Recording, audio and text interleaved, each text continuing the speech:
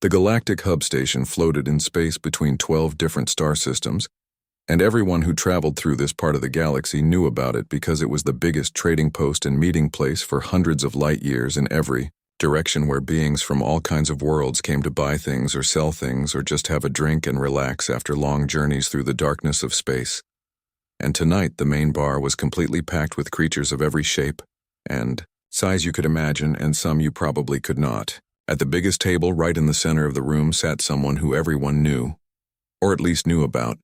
because his reputation spread across half the galaxy like wildfire, and his name was Krezoth, and he came from a planet where only the strongest and most dangerous creatures survived. And he had been hunting since he was old enough to hold a weapon, and now he was considered the greatest hunter in the entire known galaxy. And nobody ever questioned that title, because questioning Krezoth was a very bad idea that usually ended with someone getting hurt or worse. Krezoth was huge, and when he stood up he was almost 8 feet tall, and his body was covered in thick scales that looked like they were made from dark red metal, and those scales had protected him from laser blasts and plasma fire, and the claws of monsters that could tear through solid steel like paper.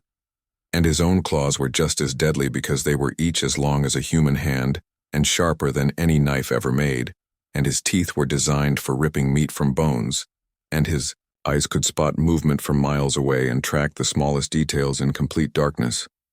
He had hunted on 300 different worlds and killed creatures that most beings only saw in their worst nightmares, because some planets had animals that could freeze you solid with their breath, or burn you to ash with their spit or phase, through walls like ghosts, or grow back any part of their body you managed to cut off. And Krezoth had trophies from all of them hanging on the walls of his family home, which took up an entire building just to display everything he had killed over the years, and people came from across the galaxy just to see his collection and hear his stories. Tonight he was telling one of those stories to the crowd gathered around his table, and they were hanging on every word because Krezoth knew how to tell a good story and make himself sound even more impressive than he already was, and he was describing his latest hunt on a volcanic planet where the ground itself could explode without warning, and the native predators were made of living lava that could melt through anything except the special armor he had worn, and even then he had barely survived, and he showed everyone the new scars on his arms to prove how dangerous it had been. The crowd loved it, and they cheered and bought him drinks and asked questions, and Krezoth answered them all with the confidence of someone who had never failed at anything important in his entire life, because he really had never failed, and that was why he was called Krezoth the Undefeated, and why his name was spoken with respect or fear depending on who was doing the speaking. And tonight he was enjoying being the center of attention like he always did. Then the door to the bar opened and someone new walked in, but nobody noticed at first because they were all focused on Krezoth and his story, and the newcomer was not particularly impressive to look at because he was just under 6 feet tall, which was actually pretty short compared to most of the species in the bar. And he did not have any scales or armor or claws or anything that looked dangerous, and he was wearing simple clothes that looked comfortable but not fancy, and his skin was bare and soft-looking, and his hair was brown and ordinary, and everything about him said that he was probably not anyone important. He walked up to the bar where a bartender with 6 arms was serving drinks to customers of all different types, and the bartender looked at the newcomer with the same professional friendliness he showed everyone, and asked what he wanted to drink, in the common language that most species used when they traveled between worlds, and the newcomer responded in the same language with a slight accent that marked him as someone from far away. He asked for whiskey and specified that he wanted the kind from Earth if they had any, and if not, then anything similar would be fine. And the bartender nodded and reached under the counter and pulled out a bottle that had actual writing from Earth on the label, because the Galactic Hub Station prided itself on having drinks and food from every known world in the galaxy, even the newly discovered ones, and Earth was relatively new to the whole galactic community thing. So, real Earth whiskey was actually pretty rare and expensive, but the bartender poured a glass without comment. The human, who said his name was Danny, thanked the bartender and paid for his drink and took a sip and seemed satisfied with the taste,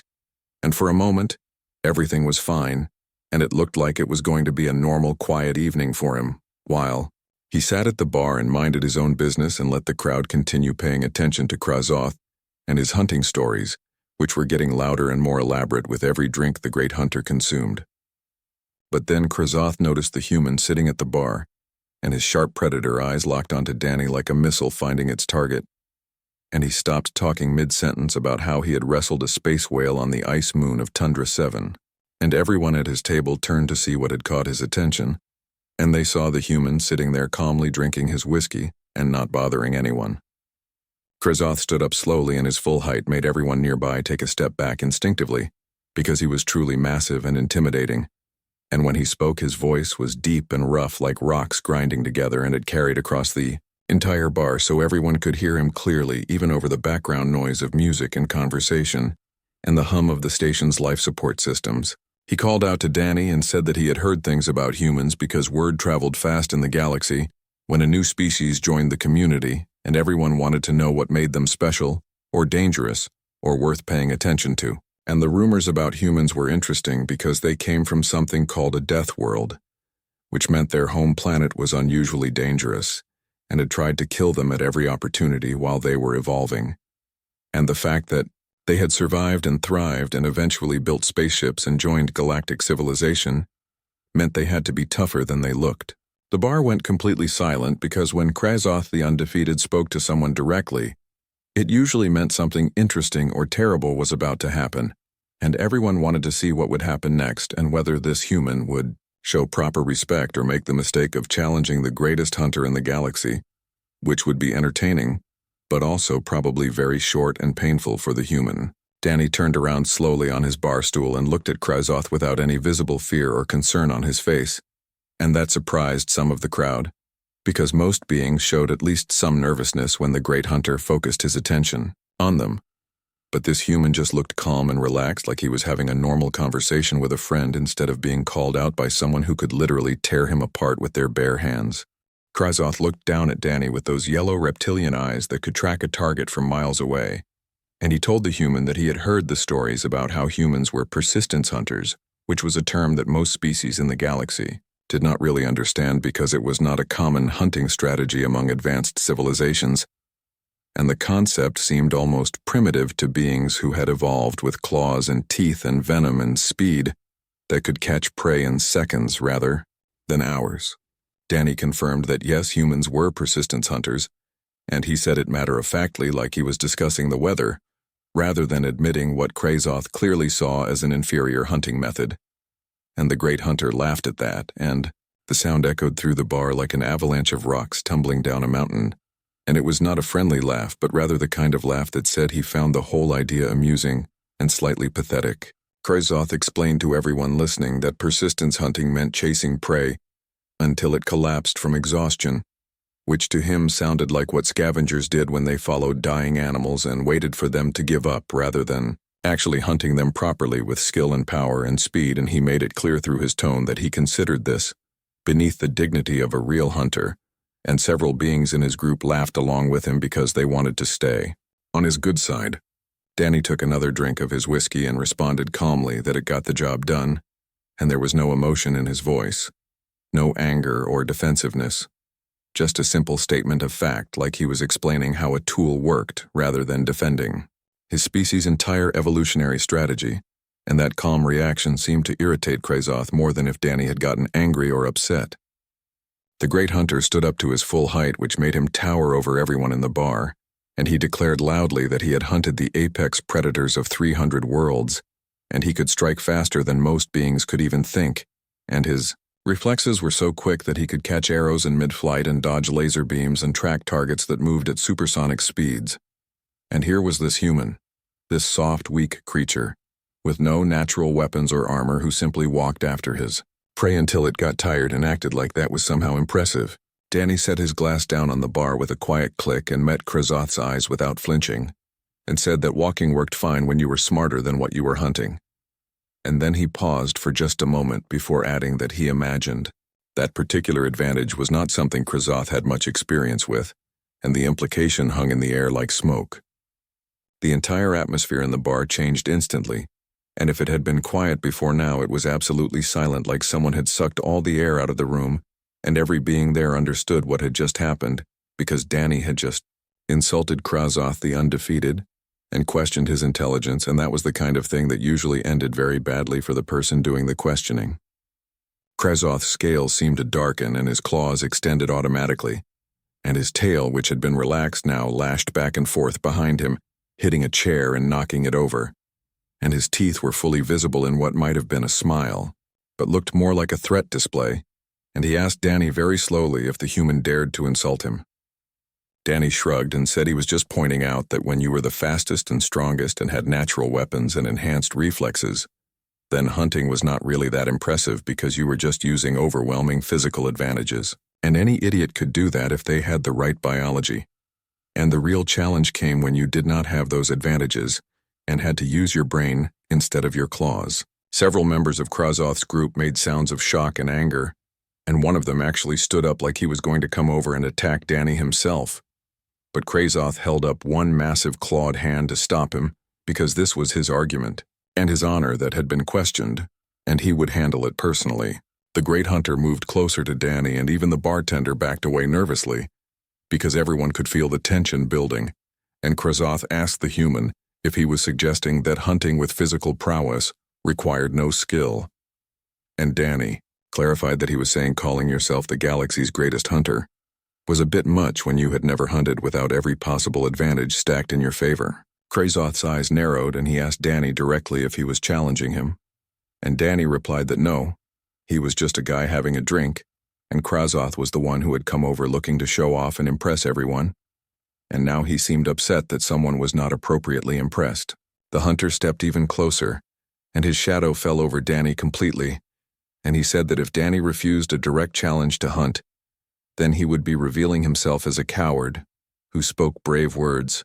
but could not back them up with action, and everyone in the bar would know that humans were all talk and no substance. Danny looked at Krezoth for a long moment and then sighed like he was being asked to do something tedious rather than something dangerous, and asked if Krezoth really wanted to do this. And the hunter said, yes, he wanted to watch Danny fail, and then he wanted the human to apologize in front of everyone for questioning his skills. So Danny asked what happened if Krezoth lost, and the great hunter actually laughed at that,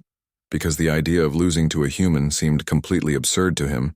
and he said he did not lose ever, which was why he was called the undefeated. But if by some impossible chance the human proved superior, then he would acknowledge it publicly and admit that a human had beaten him in a contest of hunting skill. Danny stood up from his bar stool, and even at his full height he barely reached Krezoth's chest, and the size difference was almost comical. But Danny did not seem concerned, and he said fine, they would do this, but they had to do it right, with no physical advantages and the same tools and the same environment, so it was pure skill only. Krezoth agreed immediately, because he was confident that even without his natural advantages he was still the better hunter, and he suggested they use the simulation chambers that the hub station had, which were apparently the finest virtual hunting grounds in the galaxy, and they could face identical scenarios, and whoever completed the hunt fastest and most efficiently would win. Danny said that sounded perfect and then added one condition, and Krezoth told him to name it,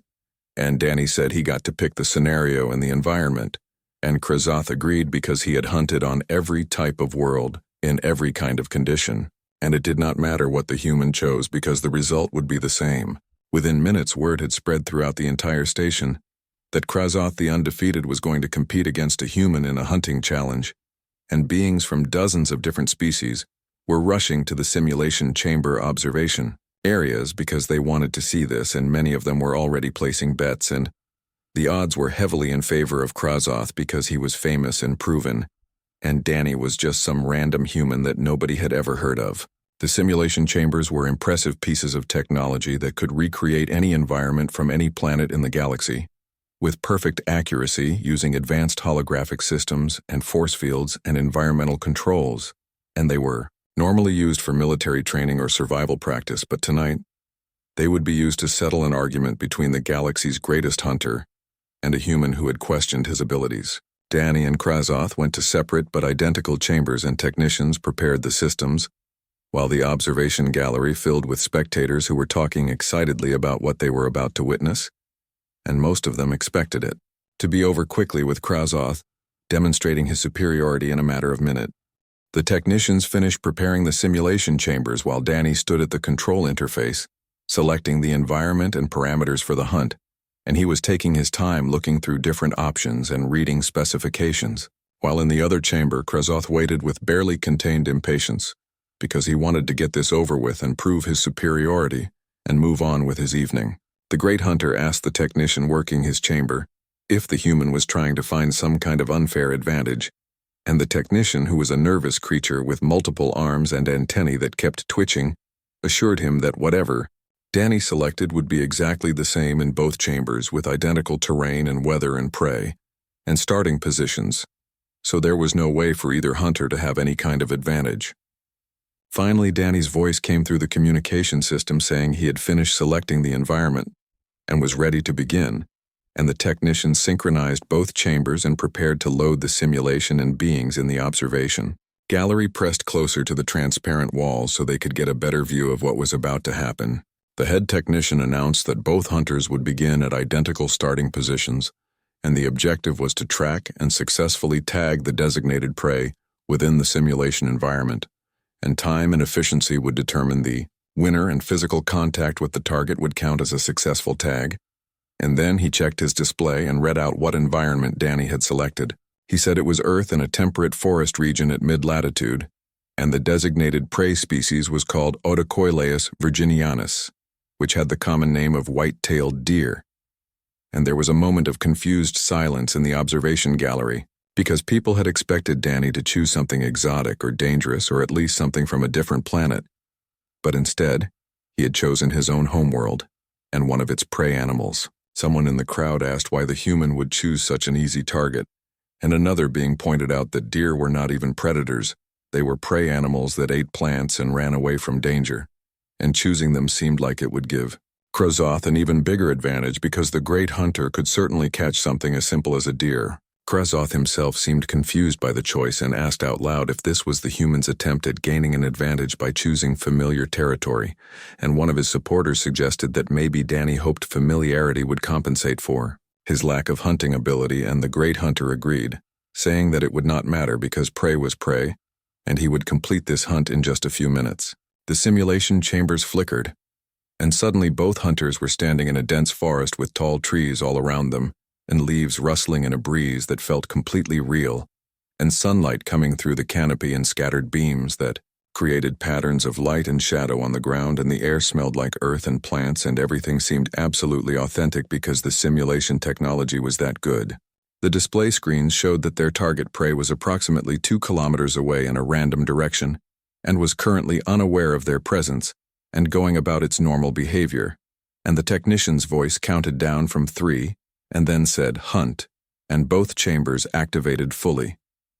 Krezoth immediately launched into action, and his enhanced senses went to full power, and his nostrils flared as he sampled the air looking for any trace of the prey's scent,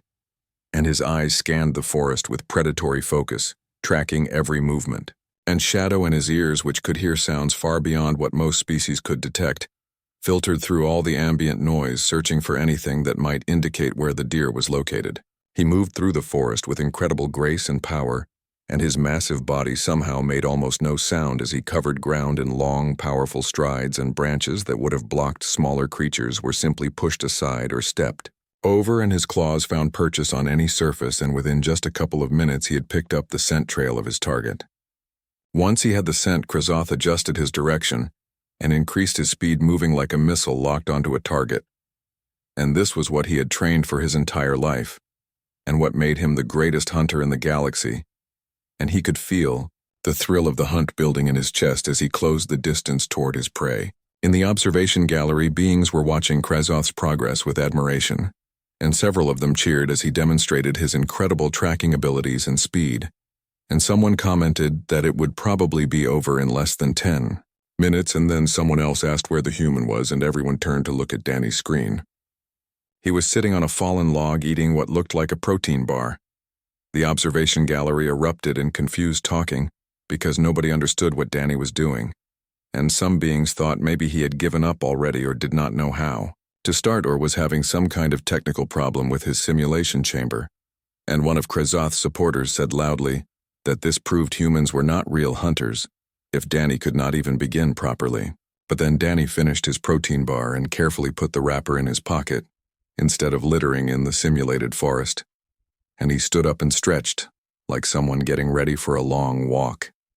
And then, he started moving through the forest. And he was not running or even jogging, he was just walking at a steady, comfortable pace like someone out for a casual hike. Meanwhile, Krazoth had covered more than a kilometer already, and his sharp eyes caught movement through the trees ahead,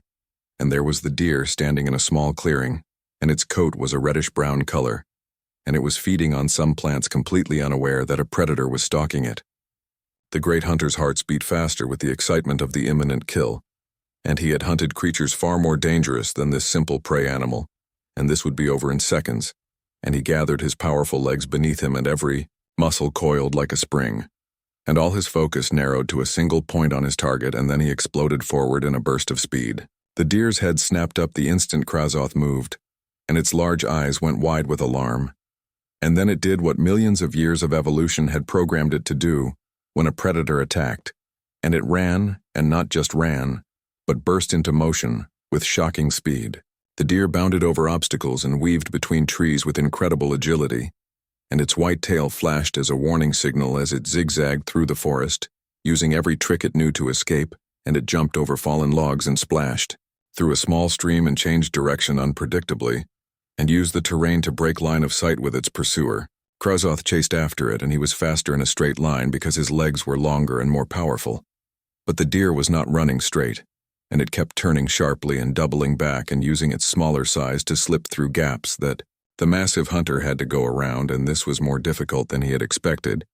but he refused to give up because he never gave up. The chase continued for several minutes, and Krazoth pushed himself harder, and his breathing became heavier, and his species was built for explosive power and short, intense bursts of activity, rather than long endurance running. But he kept going because his pride would not let him fail. Finally, after almost 15 minutes of intense pursuit, he managed to corner the deer against a rocky cliff face where it had nowhere left to run, and the animal was panting heavily with its sides heaving and its legs trembling from exhaustion, and its eyes were wild with fear, and Krazoth lunged forward and slapped his clawed hand against the deer's flank. The holographic animal dissolved instantly as the simulation registered the successful tag, and a timer appeared floating in the air showing 14 minutes and 37 seconds, and Krazoth stood there breathing hard with his muscles burning from the extended chase, and it had been more difficult than he expected, but he had succeeded, and now he just needed to wait for the human's inevitable failure. In the observation gallery, beings were checking their timepieces and looking at the display showing Danny's simulation chamber, and talking among themselves because the human was still just walking through the forest at that same steady, unhurried pace, and he had covered maybe a kilometer, while Krazoth had already completed the entire hunt. Someone said it was pathetic that the great hunter had finished his task and the human had barely begun, and others agreed, and several of Krazoth's supporters were already celebrating and collecting their winnings from bets because they assumed the contest was essentially over, and there was no way Danny could win now. But there was something odd about the way Danny was moving through the forest, and a few of the more observant beings in the crowd started noticing it and pointing it out to their companions, because he was not just walking randomly, and every few minutes he would pause and look at the ground, carefully examining broken twigs and disturbed leaves and bent grass and other small signs that most people would not even notice. He was tracking, and he was doing it methodically and carefully, and his eyes moved across the forest floor, reading the terrain like someone reading a book and finding information in every detail. And then he would adjust his direction slightly and continue walking at that same steady pace, never speeding up and never slowing down. Another 10 minutes passed, and Danny had finally closed enough distance that his deer noticed him, and the animal looked up from where it was feeding and saw the human walking toward it, and the deer watched him for a moment, trying to decide if this strange two-legged creature was a threat, and then it bounded away to what it considered a safe distance of about 100 meters. The deer stopped there and went back to feeding while keeping one eye on Danny, and the human just kept walking toward it at that same unhurried pace, and his posture was relaxed and non-threatening, and he did not make any sudden movements or act aggressive, and he just kept coming steadily and patiently. When Danny got within about 70 meters, the deer moved again, bounding away to another spot it considered safe, and then it resumed trying to feed, and this pattern repeated several times, and the deer would see Danny approaching and move away, and then try to go back to its normal activities, but the human never stopped following. In the observation gallery, a being who was some kind of biologist and had studied Earth species suddenly leaned forward with her eyes going wide, and she whispered something that sounded like a realization, and her companion asked what she was talking about, and she said she knew what the human was doing. She explained to the growing crowd around her that this was called persistence hunting, and it was one of the oldest hunting techniques on Earth, and the human was not trying to outrun the deer or catch it quickly, and instead he was trying to outlast it and wear it down over time. Someone objected and said that was impossible, because the deer could run much faster than the human could ever hope to move. And the biologist agreed that yes, in short bursts, the deer was much faster. But then she explained that humans had something most prey animals did not have, and that was the ability to regulate their body temperature through sweating. She said that humans could maintain steady movement for hours or even days without stopping, because their cooling system was so efficient, and meanwhile prey animals like deer could sprint very fast. But they would overheat quickly if they had to keep running, and they needed time to rest and recover, but the human was not giving the deer that time. On the display screen, the pattern continued exactly as she described, and the deer would sprint away with its heart racing and its body temperature rising, and then it would stop and try to cool down and catch its breath. But before it could fully recover, Danny would get close again and it would have to run once more. The deer could not understand what was happening, because in its world, predators either caught you quickly with speed and power, or they gave up and went to look for easier prey. But this strange two-legged creature was doing neither, and it was not attacking, but it was not stopping either. And this was completely outside the deer's evolutionary experience. Danny maintained his steady walking pace, and his breathing was still calm and even, and his body temperature was well regulated through the sweat on his skin. And he looked like he could keep this up forever. And that was because he probably could. And that was the terrifying thing about persistence hunters. 30 minutes into the hunt, the deer was showing clear signs of stress, and its movements were becoming less fluid and more jerky, and it was panting constantly with its tongue hanging out and its sides heaving, and it could not cool down properly, because every time it tried to rest, the human would appear again, steadily walking toward it. Danny looked completely fine, and he was not even breathing hard, and occasionally he would take a drink from a water container he had, and then just keep walking, and his pace never varied, and he never rushed, and he never showed any signs of fatigue. 45 minutes passed, and the deer was stumbling now, and each sprint was shorter than the last, and it would run maybe 50 meters and then have to stop with its legs trembling and its whole body shaking from exhaustion, and its eyes were rolling with panic because it could not escape and it could not rest, and the human just kept coming. The observation gallery had gone completely silent now, and even Krazoth's most enthusiastic supporters had stopped talking, because they were watching something they had never seen before, and it was deeply unsettling, and there was no drama and no excitement and no moment of glory, just this relentless, inevitable approach. It was like watching time itself hunt, and there was something primal and frightening about it, because Danny was not using superior strength or speed or weapons, and he was just walking. But somehow that made it worse, because it meant there was no escape and no hope, and eventually the prey would simply collapse from exhaustion. Someone in the crowd said quietly that this was not hunting as they understood it, and another being agreed and said it felt wrong somehow.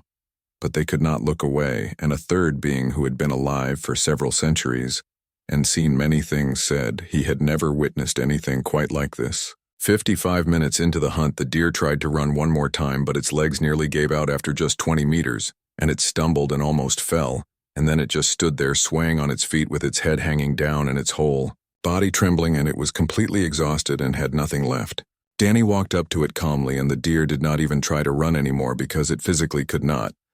And it just stood there watching the human approach with terrified, defeated eyes, and Danny reached out slowly and gently touched the deer's shoulder. The holographic animal dissolved, and the timer appeared showing 56 minutes and 12 seconds, and the simulation chamber powered down and left Danny standing alone in the empty room.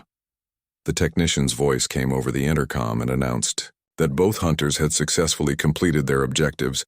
and the winner would be determined by evaluation criteria, including speed and efficiency, and demonstration of hunting skill.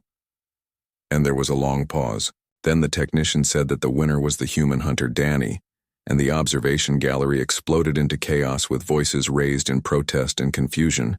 because how could the slower hunter have won when Krazoth had finished in less than a third of the time? The technician brought up the evaluation breakdown on the main displays and explained that yes, Krazoth had completed the hunt much faster, and demonstrated superior speed and physical prowess, but the efficiency rating favored Danny by a significant margin. The displays showed all the biological data, and Krazoth had expended enormous amounts of energy during his high-speed chase, and his heart rate had spiked to dangerous levels, and his body temperature had risen dramatically, and he had pushed himself to the absolute limits of his considerable physical abilities. Danny's readings were almost boring in comparison because his heart rate had barely elevated above normal,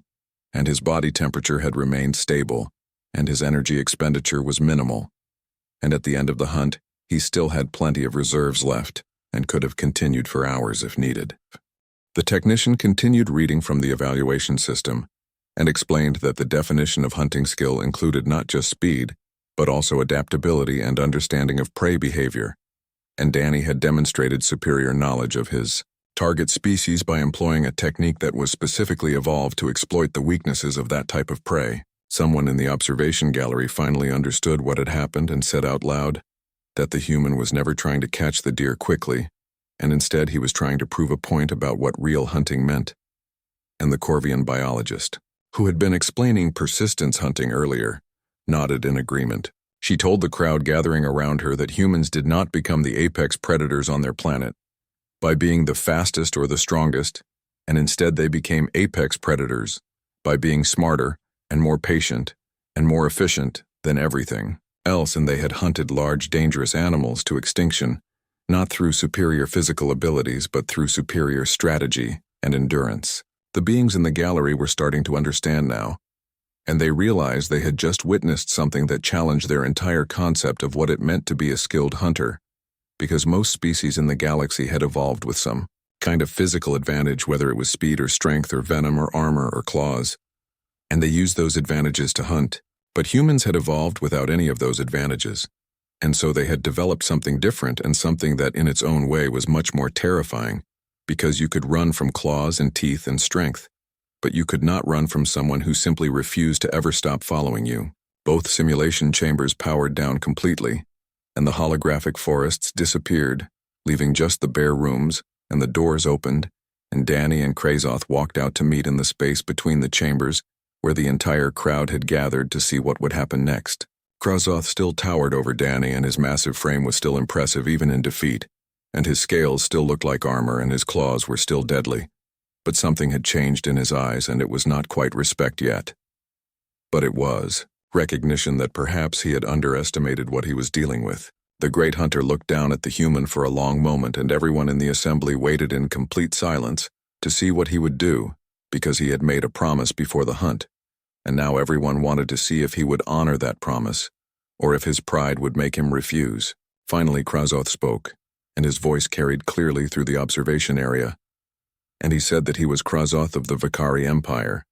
and he had hunted on 300 worlds and taken down the greatest predators in the known galaxy, and he was the fastest hunter among the stars. He paused, and the silence stretched out painfully, and then he continued, and said that Danny of Earth had demonstrated a hunting technique he had not encountered before, and had shown that patience and understanding of prey could be as valuable as claws and teeth and speed. Another pause, and then Krazoth acknowledged Danny's victory in the contest and said that perhaps he was not the greatest hunter in the galaxy, but merely the fastest, and those were different things, and he had learned something important tonight about what hunting could mean. He extended one massive clawed hand toward Danny, and the human looked at the hand and then up at Krazoth's face and then back at the hand, before reaching out and shaking it, and Danny's much smaller hand disappeared completely into the hunter's grip. Danny told Krazoth that he was incredibly skilled and had abilities that were genuinely impressive, but hunting was not just about what you could do, and it was also about what you chose to do, and sometimes the smartest choice was not the fastest one. The crowd erupted, but not in anger or protest, and instead in amazement and excitement, because they had just witnessed something unprecedented, and beings from dozens of species started talking all at once, discussing what they had seen and what it meant, and some were settling their bets while others were already planning to research more about Earth and its inhabitants.